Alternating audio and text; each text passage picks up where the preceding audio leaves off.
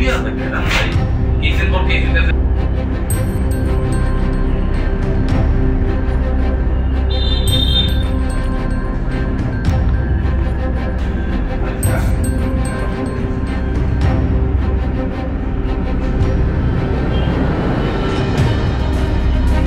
Arrest হয়েছে বিগত কিছুদিন আগে এবং জিরানিয়া থানাতে অ্যারেস্ট হয়েছে, মুঙ্গিয়াগামী থানাতেও অ্যারেস্ট হয়েছে।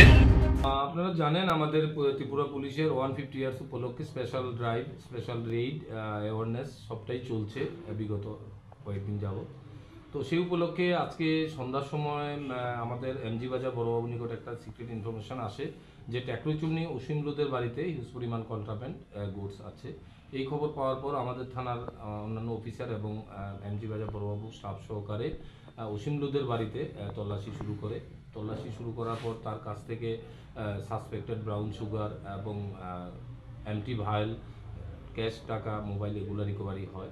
এখানে কাউন্ট করার পর, ওজন করার পর দেখতে পাই আমরা টোটাল ব্রাউন সাসপেক্টেড যে ব্রাউন সুগার আছে সেটা 11 গ্রাম পাওয়া গেছে তার কাছ থেকে, 221টা এমটি ভাইল পাওয়া গেছে, ক্যাশ টাকা পাওয়া গেছে 35,500 টাকা, একটি মোবাইল।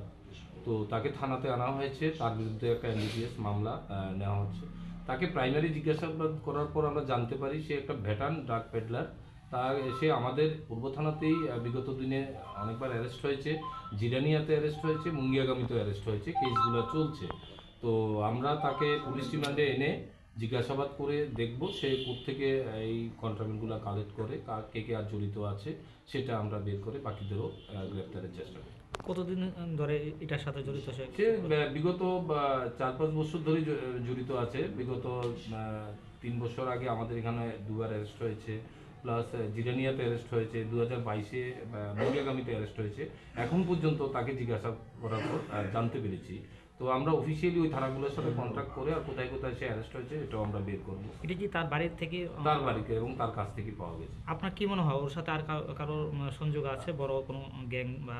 হ্যাঁ, থাকতে পারে, কারণ এখানে তো এটা প্রোডাক্ট হয় না, সে হয়তো কারো কাছ থেকে এনেছে, তাকে আমরা পুলিশ রিমান্ডে এনে বাকিদেরও আমরা অ্যারেস্ট করার জন্য আমরা ওই লাইনে আমরা যাব।